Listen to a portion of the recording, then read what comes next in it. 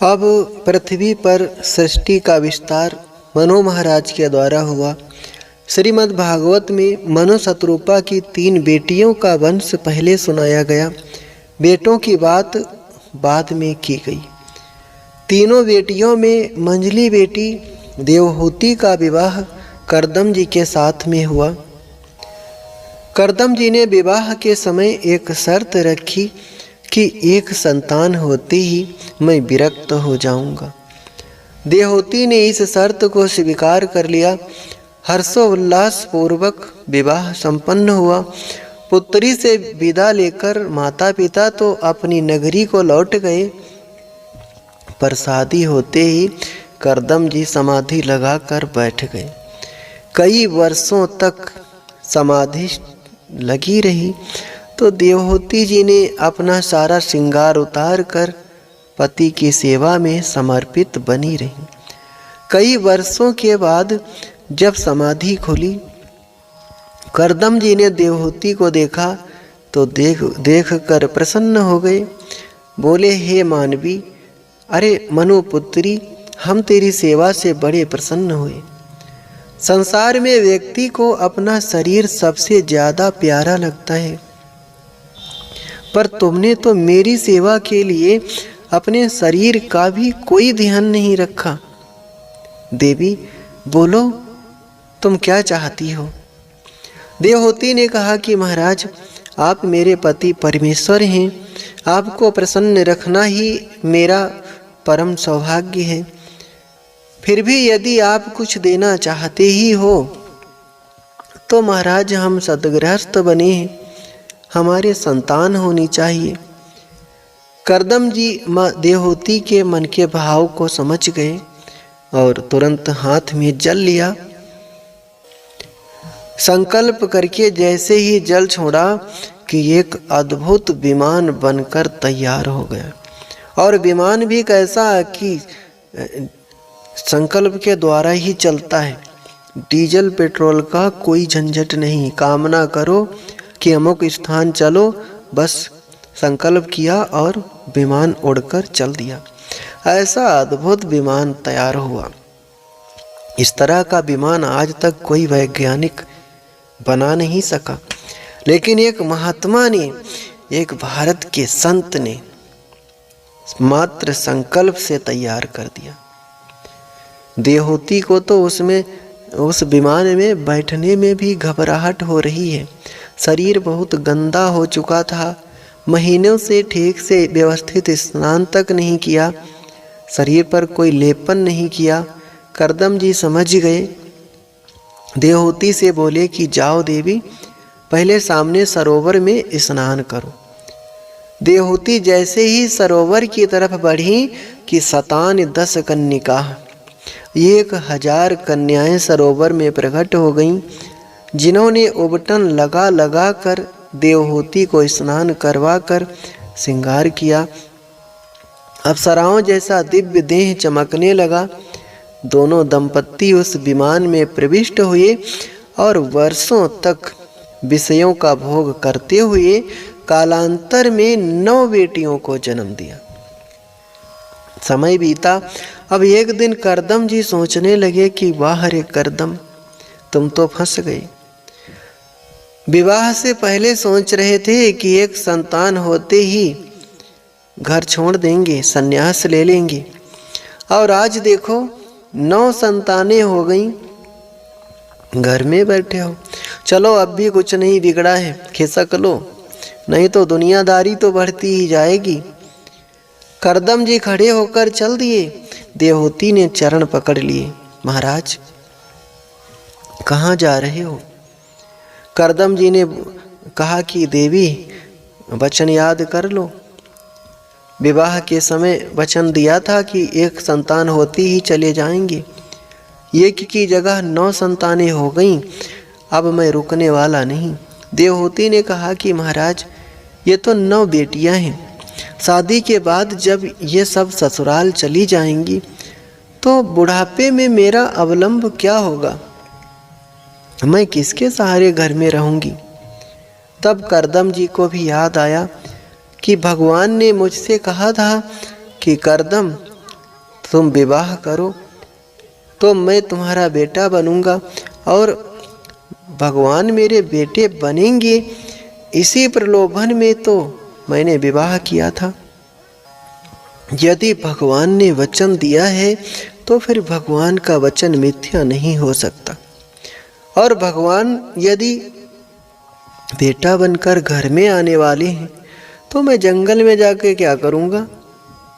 करदम जी रुक गए और बोले कि मैं तो भूल ही गया था, तू तो साक्षात नारायण की जननी बनने वाली है, तो बिल्कुल खेद मत कर। करदम जी रुके और अब की बार देवहूति माँ गर्भवती हुई तो साक्षात भगवान ही गर्भ में पधारे। कालांतर में देवहूति के गर्भ से भगवान कपिल रूप में अवतरित हुए। कपिल भगवान के दिव्य दर्शनों के लिए स्वयं विधाता ब्रह्मा जी अपने 9 पुत्रों के साथ आए। करदम जी ने स्वागत करते हुए कहा कि भगवान बड़ी कृपा की कि आपके दर्शन हुए। एक निवेदन करना चाहता हूँ, मेरे घर में 9 बेटियाँ और आपके साथ में 9 बेटा, बढ़िया जोड़ा बन जाएगा, ना आपको भटकना पड़ेगा ना मुझे। ब्रह्मा जी प्रसन्न हो गए। अब ब्रह्मा जी तो सृष्टि के विस्तार के लिए वैसे तैयार घूम रहे थे, इसलिए 9 बेटियों का विवाह ऋषि पुत्रों से कर दिया। कला देवी का विवाह मरीचि ऋषि से किया, अनसुईया का विवाह अत्रि ऋषि से किया, अरुंधति का विवाह वशिष्ठ ऋषि से किया, ख्याति का विवाह भृगु ऋषि से किया, शांति का विवाह अथर्वण ऋषि से किया, क्रिया का विवाह क्रतु ऋषि से किया, हविर्भु का विवाह पुलस्त्य ऋषि से किया। बेटियों का विवाह करके विदा किया। जब बेटियां ससुराल चली गईं तो करदम जी बोले कि देवी, बेटियों का दायित्व पूरा हो गया, ससुराल चली गईं, बेटा भी हो गया, अब मेरे सारे दायित्व पूरे हो गए, इसलिए अपने राम भी अब चलते हैं, अब नहीं टिकेंगे। तो अब की बार देवहूति जी ने रोकने का दुराग्रह नहीं किया और करदम जी चले गए। घर में कितनी भी अनुकूलता हो, परंतु चतुर्थ चरण में घर की आसक्ति छोड़ ही देना चाहिए, भजन करना चाहिए। करदम जी की अनुकूलता तो देखिए कि जिसके देवहूति जैसी पत्नी है, अनसुईया जैसी बेटियां हैं, दामाद भृगु वशिष्ठ आदि जैसे पुत्र, कपिल जैसा, किसी मामले में कोई कमी नहीं, रहने के लिए सुविधा में कमी हो, खाने पीने में कमी हो, ऐसी भी कोई बात नहीं। कामद विमान, जो कामना करो, जहाँ जाना चाहो वहीं उड़ा कर ले जाए, सब कुछ है, फिर भी करदम जी विरक्त होकर चल दिए। अब तो आश्रम में केवल 2 सदस्य बचे, माता देवहूति और उनके पुत्र भगवान कपिल देव। 2 लोग बचे। एक दिन देवहूति माँ ने अपने पुत्र के पास आकर के बड़े सुंदर प्रश्न किए कि बेटा, निर्विन्ना नितराम भूमन न सतनिंद्रिय तर्षणात्, निर्विन्ना नितराम भूमन न सतनिंद्रिय तर्षणात्, येन संभाव्यमानेन प्रपन्नांधम तमः प्रभु। माता देवहूति कहती हैं कि प्रभु, संसार में जितना सुख मैंने भोगा, इतने सुख की कोई स्त्री कल्पना भी नहीं कर सकती। भोगना तो बहुत दूर की बात है। हर प्रकार की अनुकूलता, हर प्रकार का वैभव, मायके में मैं राजकुमारी बनकर ठाठ से रही, ससुराल में भी करदम जैसे परम योगी संत पति रूप में मिले, जो कामद विमान में दिव्य भोगों का सेवन करवाया। परंतु इतना सब पाने के बाद भी मेरी आत्मा अतृप्त है, मेरा मन अभी भी असंतुष्ट है। बेटा, आज मैं तुझे केवल अपना पुत्र मानकर नहीं, सुना है तू तो साक्षात भगवान है, ब्रह्म ज्ञान संपन्न है। मैं चाहती हूँ कि अपने ज्ञान का खड्ग उठाकर मेरे अज्ञान के वृक्ष को जड़ सहित नष्ट कर दे। मैं तुम्हारी शरण में हूँ। ताम त्वागताहं शरणं शरण्यं स्वभृत संसार तरोः कुठारं। ताम त्वागताहं शरणं शरण्यं स्वभृत संसार तरोः कुठारं। जिज्ञासयाहं प्रकृतेः पुरुषस्य नमामि सद्धर्म विदां वरिष्ठम्। ताम त्वागताहं शरणं शरण्यं स्वभृत्य संसार तरोः कुठारं। जिज्ञासयाहं प्रकृतेः पुरुषस्य नमामि सद्धर्म विदां वरिष्ठम्।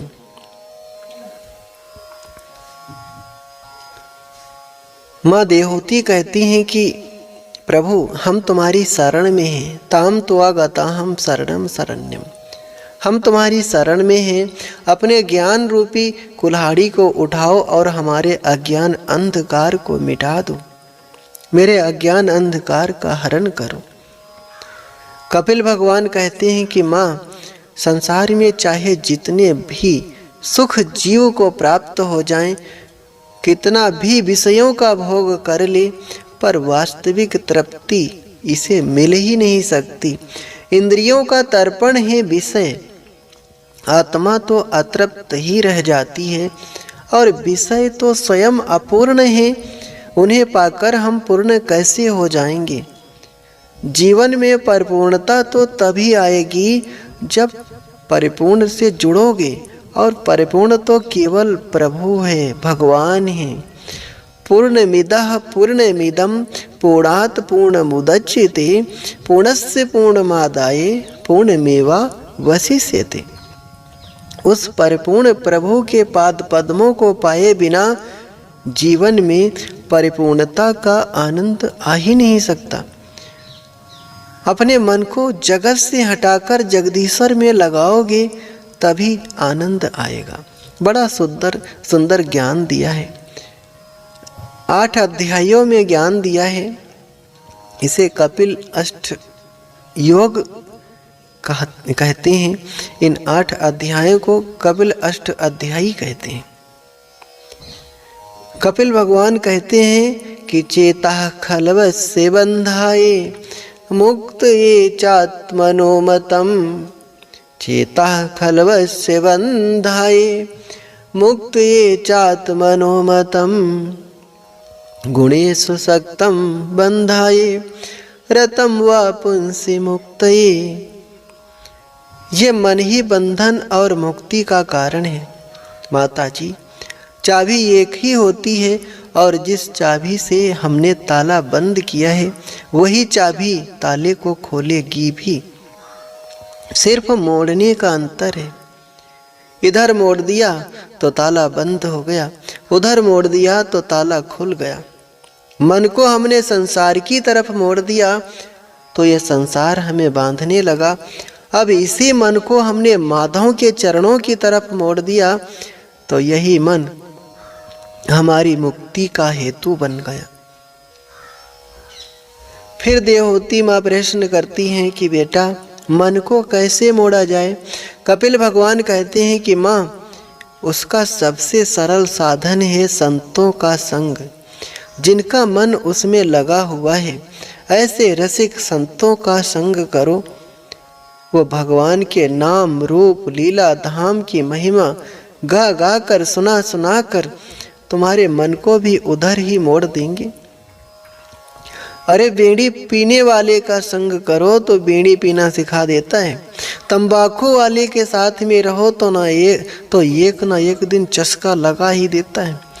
तो जब ये अपने अपने संग वालों को उसी व्यसन का आदी बना देते हैं, दुर्वसनों का आदी बना देते हैं, तो जो भगवत रसिक हैं उस दिव्य अति दिव्य रस में सर्वदा निमग्न रहने वाले रसिक हैं, उनका संग करोगे तो क्या वो तुम्हें उधर नहीं लगाएंगे? देवहूति जी कहते हैं, अच्छा बेटा, देवहूति माँ कहती हैं कि बेटा तो फिर कैसे पता चले कि भागवत रसिक हैं और संत की पहचान क्या है, वो बताओ। भगवत रसिक की पहचान क्या है, कैसे पता चले? आजकल तो लोग बहुत भटका देते हैं। तो कपिल भगवान कहते हैं कि साधु के 5 लक्षण हैं। तितिक्षवः कारुणिकाः सुहृदाः सर्वदेहिनां अजात छत्रवाः शान्ताः साधवः साधुभूषणाः। तितिक्षवाः ये साधु के आभूषण हैं। तितिक्षवा बड़े सहनशील होते हैं। द्वंद्वों को सहन करना ही तितिक्षा है। माला पहना दो तो बहुत ज़्यादा गदगद नहीं, और धक्का मार कर घर से भजा दो तो मुख लटका करके बैठते भी नहीं। उनके लिए दोनों बराबर हैं, क्योंकि वो आत्मस्थ हैं, अपने में स्थित हैं। संत सारे द्वंद्वों को समान रूप से स्वीकार कर लेता है। संत यदि कदाचित जीवन में दुखी भी होता है तो अपने कारणों से नहीं, अपितु दूसरों को दुखी देखकर दुखी होता है, क्योंकि उसमें करुणा बहुत होती है। कारुणिकाः करुणा का भंडार होता है। तीसरी बात, सुहृदाः सर्वदेहिनां जितने भी देहधारी हैं सभी को अपना सुहृद मानता है। उसे संसार में कोई दूसरा नजर ही नहीं आता। इसीलिए अजात छत्रवाह, अजात शत्रु होता है। कपिल भगवान कहते हैं, माँ ऐसे संतों के संग में रहने से सताम प्रसंगान मम वीर्य संविदो भवन्ति हृत कर्ण रसायना कथा तेजोषणादा स्वपवर्ग वर्तमनि श्रद्धारतिर्भक्तिरनुक्रमिष्यति। उन संतों के बीच में बैठोगे तो 24 घंटे वो मेरी महिमा सुनाएंगे, मेरी मधुर मधुर कथा सुनाएंगे। नाम की महिमा, रूप की महिमा, स्वभाव की महिमा, प्रभाव की महिमा, भगवान की कृपालुता की महिमा, भगवान के करुणामय स्वभाव की महिमा, इतनी महिमाएं सुनाएंगे कि सुन सुनकर अपने आप ही दीवाने हो जाओगे। अपने आप ही भगवान की महिमा सुनकर श्रद्धा उत्पन्न हो जाएगी। फिर धीरे धीरे प्रेम जागृत होगा और वही प्रेम बढ़ते बढ़ते विशुद्ध भक्ति के रूप में स्थित हो जाएगा। इसलिए सबसे बढ़िया साधन है संतों का संग। आगे कपिल भगवान अष्टांग योग का वर्णन करते हैं। यम, नियम, आसन, प्राणायाम, प्रत्याहार, धारणा, ध्यान, समाधि। और समाधि साधक को चाहिए कि सबसे पहले पावन भूमि का चयन करें, क्योंकि भूमि का भी प्रभाव मन पर पड़ता है। पावन भूमि का चयन कर आसन को जीतकर विशुद्ध भाव से प्राणायाम के द्वारा मन को शुद्ध करें और फिर भगवान का ध्यान चरणों से आरंभ करें। नासिका के अग्र भाग का अवलोकन करते हुए भगवान का ध्यान करें। भगवान के श्री चरण कैसे हैं? ऊपर को उभरे हुए, बाहर को लाल लाल तलवे, उन तलवों में बढ़िया बढ़िया चिन्ह बने हुए हैं।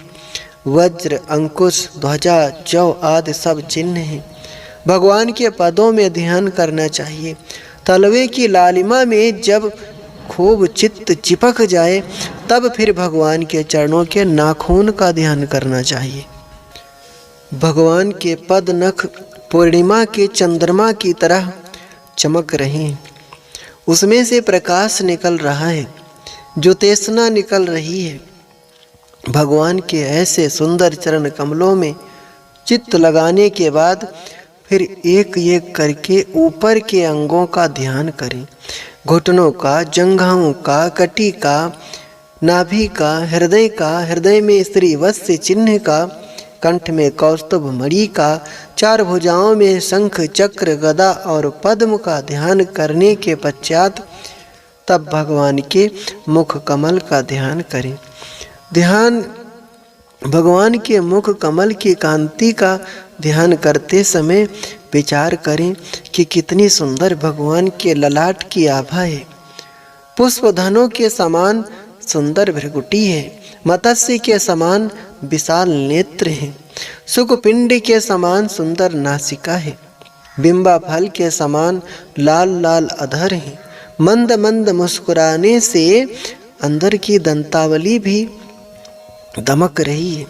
लाल लाल अधरों का प्रतिबिंब उस श्वेत दंतावली के ऊपर पड़ रहा है, इसलिए अनार के रस भरे दानों की तरह वो दंतावली दमक रही है। माधव नयन मटका कर और मुस्कुरा कर हमारे चित्त को चुरा रहे हैं, संकेत देकर हमें बुला रहे हैं। ऐसी दिव्य भावना ध्यान में करना चाहिए।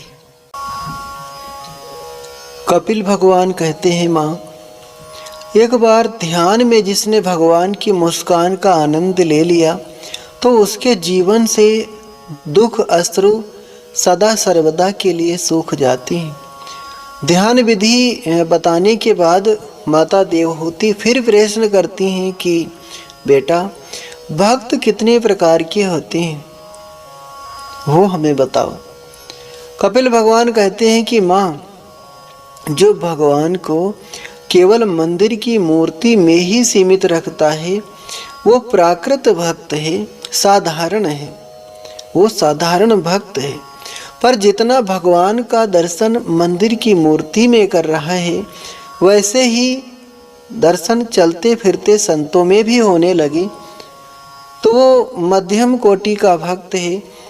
परंतु प्रत्येक शरीरधारी के अंदर भी उसी शक्ति का दर्शन होने लगे तब वो उत्तम कोटि का भक्त है, जो सभी शरीरधारियों में उसी को देख रहा है। कपिल भगवान कहते हैं, मैं समस्त देहधारियों के मध्य विराजमान हूँ। मुझ नारायण के किसी भी प्राणी से द्रोह करने का मतलब परमात्मा से द्रोह करना है। उसके मन को शांति कैसे मिल सकती है जो किसी से द्रोह कर रहा है। न मनः शांति मृच्छति, पर एक चौथा भक्त भी बताया, जो दिन रात भगवान को सब में देखता हुआ भगवान का चिंतन तो करता है, उपासना भी खूब करता है, परंतु भगवान से मांगता कभी कुछ नहीं, वो निष्काम भक्त है। अरे मांगना तो फिर भी दूर, परमात्मा प्रकट होकर कहे कि बेटा मेरी प्रसन्नता के लिए तो कुछ मांग ले, अगर तेरी इच्छा नहीं है तो मेरी तरफ से मेरी इच्छा को रखने के लिए मांग ले। लेकिन नहीं, दीयमानम न गृह्णन्ति बिना मत सेवनम जनाः। पांचों प्रकार की मुक्ति को भी जो ठुकरा देता है, जिसे कुछ नहीं चाहिए, केवल भगवान के चरणों की सेवा चाहिए। कपिल भगवान कहते हैं कि बस जो मेरी सेवा के अतिरिक्त मुक्ति को भी ठुकरा देता है वो मेरा सबसे प्यारा भक्त है। उसके समान मुझे जगत में कोई भी प्यारा नहीं है। जो अकिंचन है भगवान उसके पीछे पीछे भागते हैं। एक राका बाका थे तो बहुत बड़े त्यागी भगवान के भक्त थे, पति पत्नी। एक बार नामदेव जी ने भगवान से कहा कि भगवान, ये राका बाका दोनों आपके भक्त हैं, फिर भी बेचारे कितना दुखी हैं, निर्धन हैं, आप इन्हें कुछ धन दे दीजिए। भगवान ने कहा कि नामदेव जी, हम इन्हें बहुत देने की चेष्टा करते हैं लेकिन ये कुछ लेते ही नहीं। नामदेव जी ने कहा कि महाराज ऐसे नहीं मानेंगे, आप हमारे सामने कुछ दो। तो भगवान ने ड्राका बाका जिस रास्ते से लकड़ी काटने जा रहे थे, वन में लकड़ी काटते थे, फिर लाके बेचते थे, फिर जो पैसे मिलते थे उससे अपनी जीविका चलाते थे। तो जिस रास्ते से जा रहे थे उस रास्ते पे भगवान ने ढेर सारे हीरे जवाहरात डाल दिए। राका बाका रास्ते से निकले तो आगे पति देवता थे, उन्होंने देख लिया वो संपत्ति, तो उस पे मिट्टी डालने लगे। सोचा कि ये पीछे देवी जी आ रही हैं, कहीं इनका मन इसे लेने के लिए ना हो जाए, इसलिए मिट्टी डाल रहे थे। तब तक देवी जी आ गई। उन्होंने कहा, महाराज ये मिट्टी के ऊपर मिट्टी क्यों डाल रहे हो? ओह, पति देवता तो बेचारे बड़ा आश्चर्यचकित हो गए कि देवी तुम तो हमसे भी आगे निकली। अरे हम तो कम से कम सोने को सोना समझते हैं, तुम तो उससे भी मिट्टी समझ रही हो। धन्य हो देवी। आगे बढ़े, जहाँ से लकड़ी लाते थे वहाँ गए। भगवान ने सोचा कि चलो लकड़ी काट करके रख देते हैं, इनकी मदद हो जाएगी, ये उसे उठा के बेच देंगे। तो एक लकड़ियों का गट्ठर काट करके रख दिया। जब ये दोनों पति पत्नी पहुँचे तो देखा कि बाग में कहीं सूखी लकड़ी नहीं है, जो थी वो तोड़ करके कोई पहले ही रख गया। तो पत्नी कहने लगी कि महाराज आज भूखा रहना पड़ेगा, लगता है कोई हमसे पहले ही आके लकड़ियाँ तोड़ के रख गया है, अब घर गया होगा, कोई वाहन लेने बाद में ले जाएगा। पति देव ने कहा कि देवी वो सोना देख लिया था ना, इसीलिए आज भूखा रहना पड़ेगा, दोषित था वो। तो जो इतना बड़ा त्यागी है, महान है, भगवान कहते हैं कि हम उसके पीछे पीछे दौड़ते हैं, भागते हैं। निरपेरच्छम मुनिम शांतम निर्वैरम समदर्शनम, जो निरपेक्ष है, जिसे कुछ नहीं चाहिए, भगवान उसके चरणों की धूल मिल जाए इसलिए उसके पीछे पीछे दौड़ते रहते हैं। जिसकी किसी की कोई अपेक्षा नहीं रखता, जो कुछ नहीं चाहिए, जिसे केवल भगवान के भजन में ही मस्त रहता है, प्रारब्धानुसार जो मिल जाता है उसी को स्वीकार करता है। भगवान कहते हैं कि मैं ऐसे भक्तों के पीछे पीछे भागता हूँ ताकि उसके चरणों से जो धूल उड़े उसी धूल में अभिषिक्त होकर अपने को पावन कर पाऊँ। उसके चरणों की रेणु से मैं अपने को पावन करता हूँ। इतनी महिमा भक्तों की भगवान ने गाई है। कपिल भगवान कहते हैं कि माता जी, जो हरि का भजन ना करके संसार के विषयों में ही रंगे रहते हैं, ऐसे विषयासक्त संसारी जीव को लेने के लिए यमदूत आते हैं। यह संसार एक दुख तंत्र है। संसार का प्राणी जानता ही नहीं कि सुख किसे कहते हैं। वो दुख के निराकरण को ही सुख की संज्ञा दे देता है, पीड़ा की निवृत्ति को ही सुख संज्ञा दे देता है। अब सुख क्या होता है ये हम लोग जानते तक नहीं। सारा जीवन हम इसी प्रकार दुख का प्रतिकार करते करते दुख के प्रतिकार को ही सुख समझते रहते हैं। जब यह शरीर वृद्ध हो जाता है तो कपिल भगवान कहते हैं कि माँ, परिवार के लोग धक्के मारकर घर से बाहर निकाल देती हैं, उससे ऐसे नाता तोड़ देते हैं जैसे बुढ़े बैल को किसान निकाल देता है। कृपण किसान बैल को तभी तक खिलाएगा जब तक उससे काम लेगा। काम करना बंद कर देगा तो उस दिन उस बैल को किसान धक्के मार मार कर घर से निकालता है। फिर भी जीव की आसक्ति परिजनों से छूटती नहीं। दिन रात गाली देने वालों में ही उसकी प्रीति और आसक्ति होती है। अंत में जब यम के दूत आते हैं तो जहाँ पकड़ कर ले जाने लगे कि डर के मारे मलमूत्र त्याग देता है। संकन मूत्रम विमुंचति, फिर भी बलात् पकड़कर उसे 99,000 योजन दूर घसीट कर नरकों में डाल देते हैं। वर्षों तक भयंकर नारकी कष्ट भोगता है, फिर माँ के गर्भ में आ जाता है।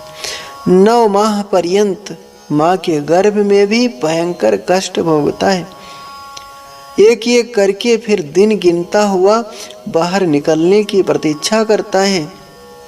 भगवान से प्रार्थना करता है, हे भगवान, हे प्रभु, हे जगदीश्वर, इस बार इस नरक से बाहर निकाल लो। सौगंध खाता हूँ कि दोबारा संसार के चक्कर में नहीं पड़ूंगा। भगवान कहते हैं, बाबरे, तू बार बार यही कहकर जाता है, पर बाहर जाते ही सब भूल जाता है। जीव रोता हुआ कहता है कि अरे प्रभु, भूल जाता हूँ तो आप ही याद दिला दिया करो। भगवान कहते हैं, बेटा, हमने तो खूब घंटी बजाई, तुम्हें सुनाई ही नहीं पड़ी, तो क्या करें। जीव बहुत रोता है, गिड़गिड़ाता है, तो भगवान को दया आ जाती है, प्रसूति वायु से बाहर कर देती है। बाहर आकर क्वाहम क्वाहम, मैं कौन हूँ, मैं कौन हूँ करके रोया। कहाँ आ गया, ये सब कौन है। सारा संसार उसके लिए अपरिचित है, सब नए लोग हैं। कल तक जिनसे कोई लेना देना नहीं था, पर धीरे धीरे अब माया जाल बढ़ा। जन्म लेते ही बालक छींकता है, जन्म लेते ही रोता है, और जन्म लेते ही लोग चारों तरफ से पूछते हैं, क्या हुआ, बेटा हुआ कि बेटी। और यात्रा में ये तीनों ही अपशगुन माने जाते हैं। चलते समय छींकना ये भी अपशगुन, चलते समय कोई टोक दे तो ये टोकना भी अपशगुन, और चलते समय रोना भी अपशगुन होता है। पर हमारी जीवन यात्रा में ये सब एक साथ हो गए। जैसे जैसे बड़े होते गए, कष्ट बढ़ते गए। बाल्य अवस्था में भी बड़े कष्ट भोगे। मच्छर आकर काट गया, बच्चा रो पड़ा, न खुजला पा रहा है, न कह पा रहा है, न बता पा रहा है, केवल रोता है। माँ ने समझ लिया कि शायद भूखा है, तो जबरदस्ती दूध पिला रही है। दूध नहीं पीता, अरे लगता है कान में दर्द हो रहा है, तो कान में तेल डाल दिया। माँ की जैसी जो सूझबूझ होती है, वैसा ही इलाज करने लगती है। बालक तो बता नहीं सकता, इसलिए रोदंतम विगत ज्ञानम क्रमयाः क्रमकम यथा। उसके रोने का ज्ञान तो किसी को है नहीं, इसलिए जिसकी जो समझ में आ जाए वही करता है। दर्द हो रहा है कान में, और देखा जा रहा है पेट दबा दबा कर कि शायद इसका पेट खराब है। धीरे धीरे और बड़ा हुआ। माँ ने फिर नई दुनिया से परिचय कराया। ये पिताजी, ये माताजी, ये फूफा जी, चाचा जी, काका जी, आदि आदि। माँ ने जैसा बता दिया, धीरे धीरे उसने देख लिया, जान लिया, ये अपने, ये पराई। जब जन्म हुआ था तब बालक विशुद्ध ब्रह्म स्वरूप ही था, न अपने न पराये, न राग न द्वेष। पर अब धीरे धीरे ये मेरे हैं, वो पराये हैं, ये मित्र हैं, वो शत्रु हैं। माया जाल में ऐसा फंस गया कि परमात्मा की सत्ता को भूल गया। भगवान ने खूब यादें दिलाई, घंटियां बजाई, पर एक नहीं सुनी। भगवान कहते हैं, माँ, मेरी माया का पराक्रम देखो कि बड़े बड़े ज्ञानियों को, ध्यानियों को अपनी भ्रगुटी टेढ़ी करने मात्र से संसार में डाल देती है। यही माया का चमत्कार है। भगवान नर नारायण ऋषि के अतिरिक्त कोई भी इस माया से बच नहीं पाया। समझते हैं, देख भी रहे हैं, अनुभव भी कर रहे हैं, बड़ी बड़ी बातें भी करते हैं, इसके बाद भी माया की प्रबलता कितनी विचित्र है कि फिर भी बच नहीं पा रहे, समझ नहीं पा रहे हैं। जीव जब तक भगवान के पाद पद्मों का आश्रय नहीं लेगा, तब तक ये चक्र छूटने वाला नहीं है। कपिल भगवान के पावन उपदेश से माँ देवहूति प्रसन्न हो गई और बोली कि बेटा, तेरे सारे उपदेश का तो सार मैंने एक ही निकाला है। अहोवत सपचो तो गरियान यज्जिह्वाग्रे वर्तते नाम तुभ्यम। माता देवहूति कहती है कि यदि कोई चांडाल भी हो, पर वो भी भगवान के नाम का यदि आश्रय लिए है, जिसकी वाणी में सतत भगवान का स्मरण होता रहता है, तो मेरे लिए तो वो चांडाल भी श्रेष्ठ है, जो नाम का आश्रय लेकर अपना ही नहीं अपने पूरे कुटुंब का कल्याण करने में समर्थ है। दूसरी तरफ भले ही कितना भी बड़ा तपस्वी हो, तेजस्वी हो, ब्राह्मण हो, परंतु भगवत पादार बिंद से यदि विमुख है तो केवल ब्रह्मणत्व का अभिमान लिए बैठा रहेगा, तपस्या का अभिमान लिए बैठा रहेगा, कल्याण करने में समर्थ नहीं हो सकता। क्षेमम न विंदन्ति बिना यदर्पणम तस्मे सुभद्र सर्वसे नमो नमः। ऐसा कहकर देवहूति ध्यान मग्न बैठ गईं। कपिल भगवान माता देवहूति को प्रणाम करके चल पड़े। देवहूति माँ का देह प्रेम में पुलकित होकर पिघल गया और माता देवहूति जल रूप में परिणित हो गईं और कपिल भगवान आकर सागर में विराजमान हो गए। सागर ने उनका स्वागत किया और सागर के बीच आसन लगाकर कपिल भगवान बैठ गए, जिसे हम गंगा सागर कहते हैं। आज भी मकर संक्रांति पर्व पर सभी भक्त कपिल भगवान का दर्शन करने गंगा सागर जाते हैं। इस प्रकार से देवहूति माँ को श्रीमद् भागवत संहिता के तृतीय स्कंध में भगवान कपिल ने उपदेश दिया। नाम संकीर्तन ही कपिल भगवान के द्वारा अपने उपदेश का सार निरूपित किया। इसलिए हम और आप सभी मिलकर भगवान के नाम का आश्रय लें। मनोस्तो शत्रुपायाम तीसर कन्याश्च जिगिरे। मनोस्तो शत्रुपायाम तीसर कन्याश्च जिगिरे। आकुतिर्देवहूतिश्च प्रसूतिरिति विश्रुताः। मनु महाराज की बड़ी बेटी आकुति का विवाह रुचि प्रजापति के साथ पुत्रिका धर्म का आश्रय लेकर हुआ। इनके घर साक्षात भगवान यज्ञ नारायण प्रकट हुए। यज्ञ नारायण भगवान का विवाह दक्षिणा नाम की कन्या से हुआ, इसलिए बिना दक्षिणा के यज्ञ अपूर्ण माना जाता है। सुखदेव जी कहते हैं, परीक्षित, मैत्रेय मुनि विदुर जी को ये प्रसंग सुनाते हुए बोले कि विदुर जी, देवहूति माँ की जो 9 बेटियां हुई थीं, उनमें अनसुईया का विवाह अत्रि मुनि से हुआ। उनके कोई संतान नहीं हुई तो अत्रि मुनि ने तप किया। उस तपस्या से प्रसन्न होकर ब्रह्मा, विष्णु, महेश ये तीनों देव प्रकट हुए और बोले कि वरम ब्रूयात। अत्रि मुनि ने हाथ जोड़कर कहा कि भगवान, मैंने तो एक को पुकारा था, मेरे सामने तो 3-3 खड़े हैं। भगवान मुस्कुराकर बोले कि हम देखने में ही 3 हैं, पर वस्तुतः 3 नहीं है, एक ही समझिए। बोलो तुम्हें क्या चाहिए। अत्रि ऋषि बोले कि महाराज, मैं तो संतान की कामना रखता हूँ। तो तीनों देवों ने तथास्तु कहा। फलस्वरूप तीनों ही बेटे बनकर आए। ब्रह्मा जी के अंश से चंद्रमा का जन्म हुआ। भगवान शिव जी के अंश से दुर्वासा मुनि का प्राकट्य हुआ और भगवान नर नारायण के अंश से अनसुईया माँ के गर्भ से साक्षात भगवान दत्तात्रेय महाराज का प्राकट्य हुआ। मैत्रेय मुनि कहते हैं कि विदुर जी, मनु महाराज की सबसे छोटी बेटी प्रसूति देवी का विवाह दक्ष प्रजापति के साथ हुआ। इनके 16 बेटियां हुई। उन 16 कन्याओं में 13 कन्याएं धर्म की पत्नियां बनी।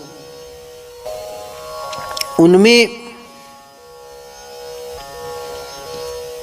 धर्म की मूर्ति नामक पत्नी के गर्भ से भगवान नर और नारायण ऋषि रूप में प्रकट हुए। ये आज भी बद्रीनाथ में विराजमान हैं। स्वाहा नामक एक बेटी अग्निदेव को ब्याही, स्वधा नामक बेटी पितरों को ब्याही और एक बेटी भगवान शंकर को ब्याही, जिनका नाम सती देवी है। शिव पत्नी सती देवी के कोई संतान नहीं हो सकी, क्योंकि एक बार दक्ष ने भोलेनाथ का अपमान किया, जिससे देवी सती सह नहीं सकी। दक्ष ने जब शिव जी का अपमान किया तो सती माँ क्रोधित हुई और उसे सहन नहीं कर पाई और अपने शरीर को दक्ष की यज्ञ में ही त्याग दिया। विदुर जी ने चौंक कर मैत्री जी से पूछा कि भगवान, आश्चर्य होता है, भगवान भोलेनाथ परम सुशील स्वभाव के हैं, साक्षात करुणा के अवतार हैं, दया मूर्ति हैं, शिव का अर्थ ही कल्याण है। ऐसे कल्याण स्वरूप भगवान शिव से दक्ष ने द्वेष क्यों किया, और क्या इतना द्वेष किया कि जिसके फल स्वरूप माता सती को शरीर त्यागना पड़ा? कृपा करके इसका कारण बताइए। मैत्रेय जी कहते हैं कि सुनिए विदुर जी, हम तुम्हें इसका कारण बताते हैं, लेकिन ये कथा अगले भाग में आएगी। जय श्री कृष्णा, जय श्री राम।